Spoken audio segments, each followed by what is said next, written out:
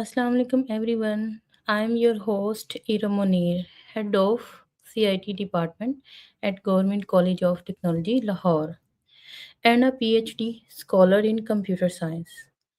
I'm passionate about education, artificial intelligence, and empowering students and teachers with modern technology.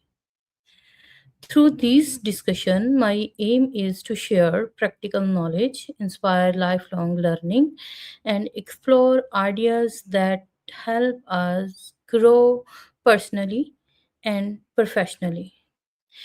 That's a Thank you for wonderful joining me. mission. And today we are talking about a challenge almost everyone faces at some point in life, that is procrastination. This is one of my favorite topic.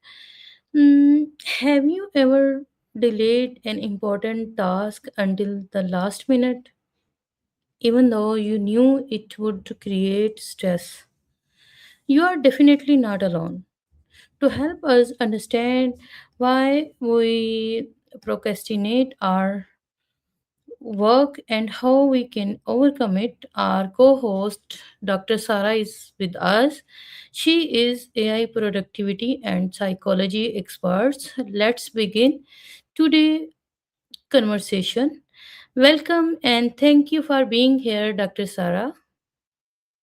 Thank you, Ira. I'm happy to be here. Yes, procrastination is such a common struggle. Maybe we should start there. When you put something off, what's usually going on for you? Okay. I would like to ask the first question. What exactly is procrastination? Is it simply being lazy? Procrastination isn't laziness, it's delaying something even though you know it might cause stress later. It's usually about things like difficulty regulating emotions, fear of failure, or perfectionism. It's not a time management issue. It's often an emotional regulation one. You mean procrastination is usually an emotional issue rather than a time management issue? Okay, we move Exactly. towards next question. Can you give us a simple everyday example of procrastination? Sure. For instance, imagine you have a report due Friday, but instead of starting, you clean your desk, scroll on your phone, maybe even reorganize your email inbox. Those look productive, but they're actually ways to escape the discomfort of starting the report. Hmm. Okay. Why do people procrastinate? What are the most common reasons?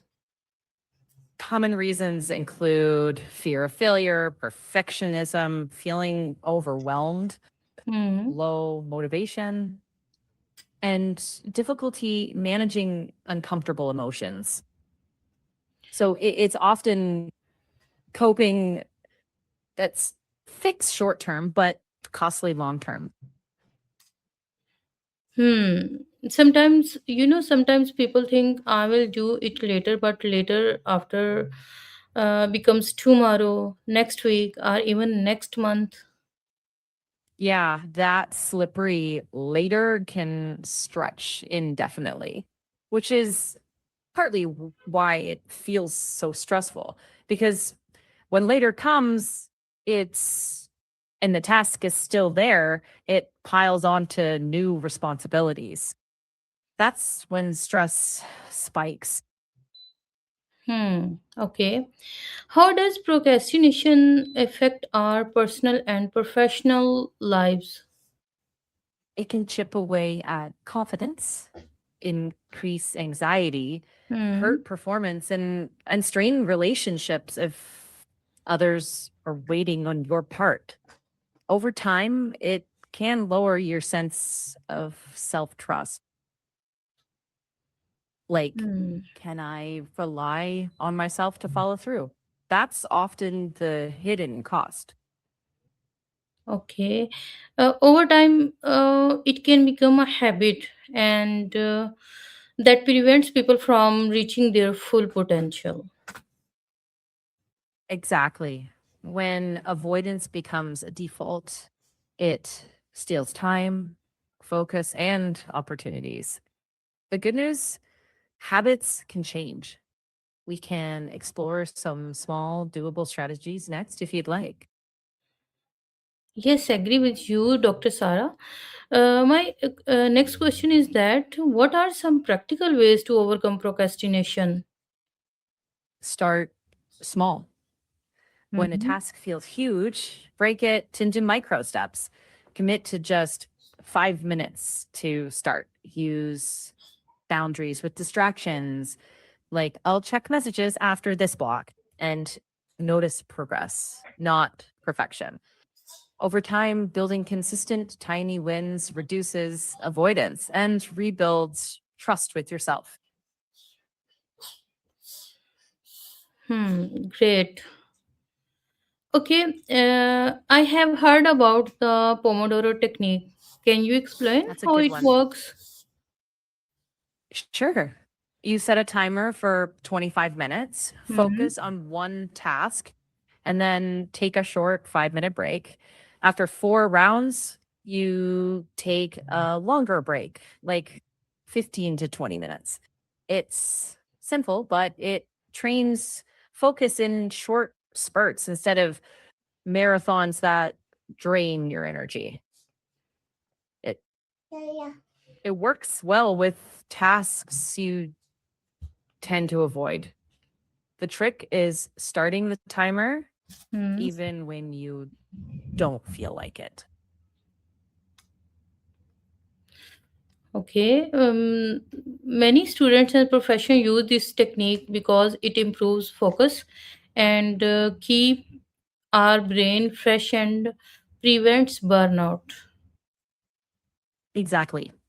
And the regular breaks help you sustain momentum without grinding yourself down. It's about rhythm, not nonstop hustle. Do Okay. you want to start? Are you ready to start? Hmm. How can students stay motivated when they don't feel like studying? Try connecting the task to a bigger goal. Study with a friend, use short work bursts like Pomodoro, and Hmm. celebrate tiny wins, even something as small as finishing one section. Also, be kind to yourself. Motivation usually follows action, not the other way around. Yes, Dr. Sarah, I agree. Even studying for just 10 minutes is better than waiting for the perfect mood. Exactly. Momentum builds.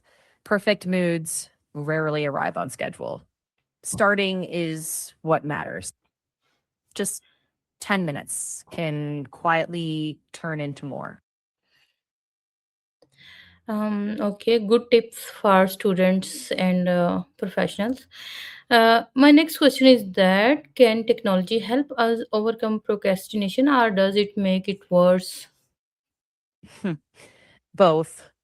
It can distract with endless feeds, but also support with reminders, focus timers, Hmm. blocking distracting sites, and tracking progress.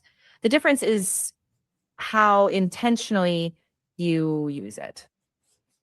Tools don't replace self regulation, but they can support it when used with purpose. Hmm. It means the key is using technology intentionally instead of letting it control our attention. Okay, Dr. Exactly. Sarah, what's one piece of advice you would give to someone who has struggled with procrastination for years? Be curious, not condemning.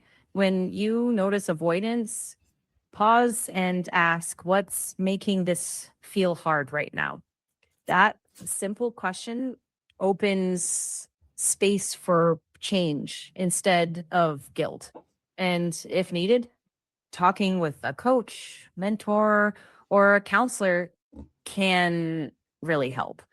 Change is usually gradual, not instant. Hmm. Um, According to me, small, consistent action every day are far more powerful than occasional burst of motivation.